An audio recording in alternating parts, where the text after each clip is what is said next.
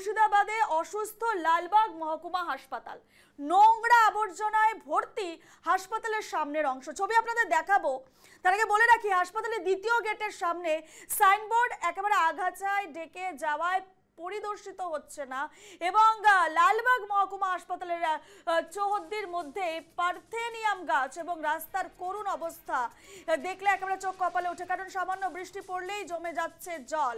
এবং মহকুমা এই যে মুর্শিদাবাদের যে ছবি আপনাদের দেখাচ্ছে এই মুহূর্তে, নোংরা আবর্জনায় ভর্তি হাসপাতালের সামনের অংশের ছবি দেখাচ্ছি। মুর্শিদাবাদের লালবাগ মহকুমা হাসপাতালের ছবি দেখতেই পাচ্ছেন, একেবারে নোংরা আবর্জনার যে ছবি ইতিমধ্যে চোখে পড়ছে দেখতে পাচ্ছেন এবং আগাছায় ঢেকে গেছে গোটা হাসপাতাল চত্বর। হাসপাতালের দ্বিতীয় গেটের সামনে সাইনবোর্ডে আগাছায় ঢেকে যাওয়ার যে ছবি সামনে আসছে তা আপনাদের সামনে তুলে ধরছি।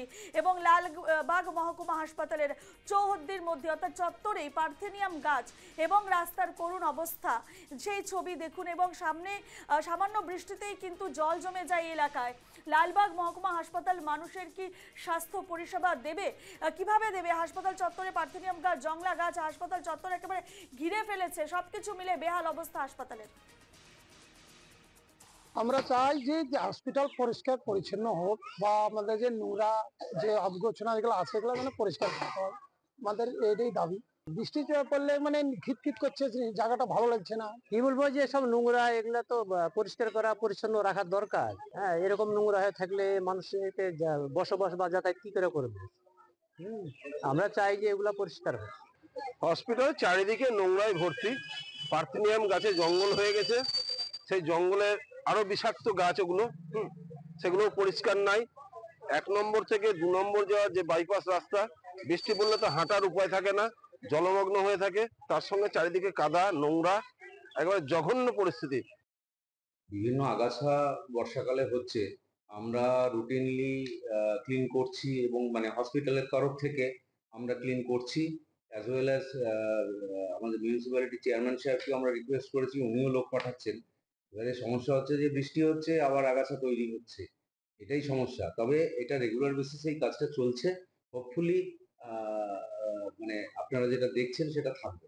রেগুলার বেসিসে ক্লিনিং এর কাজ কিন্তু চলছে। নট অনলি যে শুধু পার্থে গাছ আগাছা, এই যে প্লাস্টিকের প্যাকেট পড়ে থাকে, বাইরে থেকে লোকজন আসে, তারা প্লাস্টিকের প্যাকেট যেখানে তাদের ফেলার কথা, যে তাদের জন্য যে বিন রাখা আছে সেই বিনে ফেলে না, সেই প্লাস্টিকের প্যাকেট গুলো পড়ে থাকে, এটা আমাদের কাছে সমস্যা। কিন্তু আমরা আমাদের যে সীমিত যে লোক সংখ্যা আছে, পরিষ্কার করার আছে, তাদের দিয়ে আমরা কাজ করাচ্ছি। চেষ্টা এটা কন্টিনিউয়াসলি চলছে আমাদের এই প্রচেষ্টা। আপনারা শুনলেন, অভিযোগও শুনলেন সে রোগী এবং রোগীর পরিজনদের, এবং পাশাপাশি হাসপাতাল কর্তৃপক্ষের বক্তব্য আমরা রাখলাম। একদিকে যখন অভিযোগ তুলছেন রোগীর পরিজনরা যে হাসপাতালে একেবারে আগাছায় ছেয়ে গেছে, নোংরা আবর্জনায় জমে রয়েছে এবং বৃষ্টি হলে জল জমে যায়, অন্যদিকে হাসপাতাল কর্তৃপক্ষ বলছে যে তারা নিয়মিত পরিষ্কার পরিচ্ছন্ন করছে। অর্থাৎ গোটা বিষয়টি নিয়ে যেন অভিযোগ পাল্টা অভিযোগ একটা পালা চলছে। এটি আমরা বিস্তারিত কথা বলবো। শান্তনু রয়েছেন আমাদের সঙ্গে এই মুহূর্তে সরাসরি। শান্তনু, যে ছবি উঠে আসছে মুর্শিদাবাদ থেকে, সে জায়গায় দাঁড়িয়ে আমরা দেখতে পাচ্ছি একদিকে যখন রোগীর পরিজনরা অভিযোগ তুলছেন আগাছায় ভরে গেছে নোংরা আবর্জনা, অন্যদিকে হাসপাতাল কর্তৃপক্ষ বলছে যে তারা নিয়মিত পরিষ্কার করছে। অর্থাৎ আসলে এই যে লালবাগ মহকুমা হাসপাতাল, আসলে চিত্রটা কি? রূপা, দেখো বিষয়টা হচ্ছে হাসপাতাল সুপার যে বক্তব্য রাখলো তাতে তিনি বললেন যে তিনি পৌরসভাকে দিয়ে এবং নিজেদের কর্মীকে দিয়ে সেখানে পরিষ্কার পরিচ্ছন্ন করান, কিন্তু যদি পরিষ্কার পরিচ্ছন্ন করাতো তাহলে এত দ্রুততার সঙ্গে সেই গাছ কিন্তু বেরোয় না। কারণ যেভাবে পার্থেনিয়াম গাছ গোটা হাসপাতাল এলাকাকে রীতিমতো ঘিরে নিয়েছে সেটা আতঙ্কের বিষয়। কারণ বহু রোগীরা আসে, তাদের শ্বাসকষ্টজনিত সমস্যা নিয়েও তারা আসে। সেই ক্ষেত্রে যদি এই পার্থেনিয়াম গাছ ক্রমাগতভাবে হতে থাকে, স্বাভাবিকভাবেই হাওয়ার জন্য এখানকার যে ছোট ছোট রেণু সেগুলোও কিন্তু হাসপাতালের ভেতরে প্রবেশ করবে এবং তাতে হার্টের অসুখ যে সমস্ত মানুষজনের আছে তাদের অসুবিধা হওয়াটা খুব অবশ্যম্ভাবী। এখানে পরিষ্কার আদেতেও হয়, কতদিন পরে হয়, এটা নিয়েও বড় ধরনের প্রশ্ন রয়েছে। আর একটা যেটা বিষয় রয়েছে রাস্তাঘাটের বিষয়টা, কারণ যেখান দিয়ে মেন এন্ট্রান্স তার একটা বাইপাস রয়েছে, সেই বাইপাসটা দিয়ে মানুষ কিন্তু আর যেতে পারে না, অর্থাৎ 2 নম্বর গেট থেকে 1 নম্বর কিংবা 1 নম্বর গেট থেকে 2 নম্বর, সেখানে যাওয়ার মতন একেবারে পরিস্থিতি নেই। আর তার সঙ্গে যদি জল হয় সেটা কিন্তু কোনোভাবেই আর যাওয়া যায় না। হাসপাতাল সুপার আরো অভিযোগ করেছে যে সাধারণ মানুষের উপর তিনি অভিযোগ করেছে, এটা বাস্তব। সাধারণ মানুষ যারা আসেন তারাও কিন্তু হাসপাতালকে নোংরা করার পেছনে সবচেয়ে বড় হাত তাদের। বিভিন্ন সময় খাওয়া দাওয়া করে প্যাকেট ফেলে দেওয়া, নির্দিষ্ট জায়গায় যেখানে ডাস্টবিন বা ডাংবিন যাই রাখানো থাকুক সেইগুলোর ওপরে যে ফেলবে সেটা কিন্তু করে না। অথচ এই হাসপাতালটা একটা বিরাট পরিসর জায়গা দখল করে, একদম লালগোলা, ভগবানগোলা, রানীতলা, এই যে বিস্তীর্ণ এলাকা, লালবাগ, নবগ্রাম, এই বিস্তীর্ণ এলাকার মানুষজন কিন্তু প্রতিনিয়ত আসছেন এই হাসপাতালে চিকিৎসা পরিষেবা নিতে।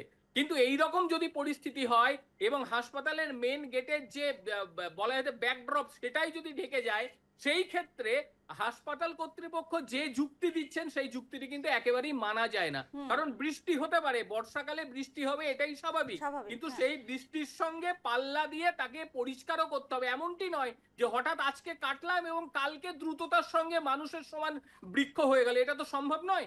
কারণ ছবি একরকম কথা বলছে, হাসপাতাল কর্তৃপক্ষের কথা শান্তনু, তাহলে কি হাসপাতালে পর্যাপ্ত একেবারে পরিষেবা দেওয়ার জন্য লোকজন নেই? গোটা পশ্চিমবঙ্গের ক্ষেত্রেই যারা চতুর্থ শ্রেণীর কর্মী, চতুর্থ শ্রেণীর কর্মতা বলা ভুল, যারা সাফাই কর্মী হাসপাতালে কিন্তু এখনো অপ্রতুল। কারণ তুমি যদি গোটা পশ্চিমবঙ্গের হাসপাতালের দিকেই তাকাও, সেখানে কিন্তু দীর্ঘ সময় ধরে এই যে এখানে কিন্তু কোনো কর্মী নিয়োগ হয়নি, অনেকে রিটায়ার্ড করে গিয়েছেন, যারা আছেন তাদের সংখ্যাটা ভীষণ কম। তারা হাসপাতাল ভেতরে পরিষ্কার করবে না হাসপাতালের বাইরের কম্পাউন্ড পরিষ্কার করবে? এই ক্ষেত্রে তারা যেটা করে সেটা হচ্ছে পৌরসভাকে অনুরোধ করে, স্থানীয় পৌরসভাকে অনুরোধ করে, পৌরসভার লোক পাঠিয়ে সেগুলো পরিষ্কার করে। পৌরসভার সঙ্গে আমার কথা হয়েছে, তাদের বক্তব্য লোক পাঠিয়ে হাঁপিয়ে যাচ্ছি, কারণ প্রতিদিন বৃষ্টি, প্রতিদিন বাড়ছে। কিন্তু ছবি অন্য কথা বলছে, কারণ আমরা যেটুকু জানি একটা গাছ কাটার পরে সেই জংলাই হোক বা অন্য গাছ, তার বাড়তে একটা নির্দিষ্ট সময় লাগে। একদম, কিন্তু এই জায়গায় দেখতে পাওয়া যাচ্ছে যে অতি দ্রুততার সঙ্গে তার বৃদ্ধি হচ্ছে এবং যার ফলে গোটা হাসপাতাল চত্বর রীতিমতো একটা জঙ্গল ভূমিতে পরিণত হয়েছে। রূপা, একেবারে শান্তনু, সেই ছবি আমরা দেখলাম, একেবারে গোটা হাসপাতাল চত্বর ছেয়ে গেছে পার্থেনিয়াম গাছ সহ, এবং বিভিন্ন যে ছবি উঠে আসছে, রাস্তার বেহাল দশা, আবর্জনার স্তূপ, অর্থাৎ এক অস্বাস্থ্যকর পরিবেশের মধ্যে রয়েছে সেখানে রোগীরা, এবং রোগীর যারা পরিজনরা আসছে তারাও কিন্তু একটা অস্বাস্থ্যকর পরিবেশের মধ্যে রয়েছে। শান্তনু, একেবারে রোগীর পরিজন তাদেরই কিন্তু বেশি সমস্যা, কারণ রোগীরা হাসপাতালের ভেতরে থাকছে, হয়তো জানলা কপাট বন্ধ থাকছে, ঠিক আছে, কিন্তু যারা বাইরে থাকছে ক্রমাগত সেই পার্থেনিয়ামের রেণুগুলো তাদের নাকে ঢুকছে। এটা তো দৃশ্য তো দেখতে পাওয়া যায় না, কিন্তু হচ্ছে, অর্থাৎ হাসপাতালে এসে তারাও কিন্তু অসুস্থ হয়ে যাবে। এবং একই সঙ্গে পরিবেশ যেটা একেবারে দুর্গন্ধময় পরিবেশ, ছবি যেটা দেখতে পাচ্ছ, দেখছো অনেকেই কিন্তু নাকে কাপড় দিয়ে যাচ্ছে, কারণ এটাই প্রমাণ যে এলাকাটা একেবারেই ঠিকঠাক নেই। মানুষ সেখানে বসে যে পাঁচদণ্ড থাকবে, কারণ প্রত্যেকের মানসিকতা কিন্তু ঠিক নেই।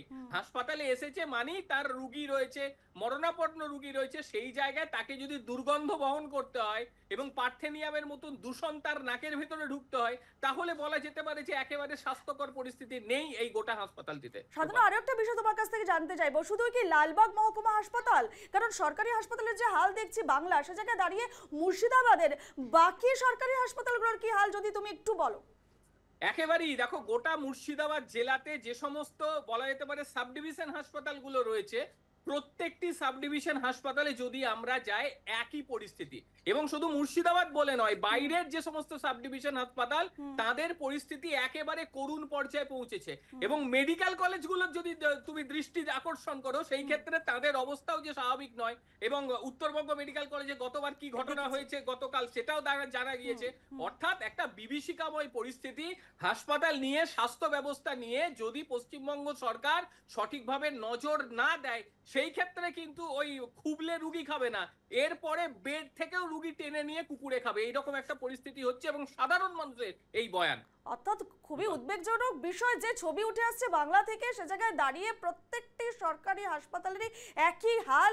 একেবারে একদিকে যখন আমরা দেখাচ্ছি উত্তরবঙ্গ মেডিকেল কলেজের ছবি, কুকুর খুবলে খাচ্ছে দেহ, তুমি যেমনটাই বললে একাধিক হাসপাতাল কিন্তু অবস্থা একই, স্বাস্থ্য পরিষেবা একেবারে বেহাল। ধন্যবাদ তোমাকে শান্তনু এই মুহূর্তে।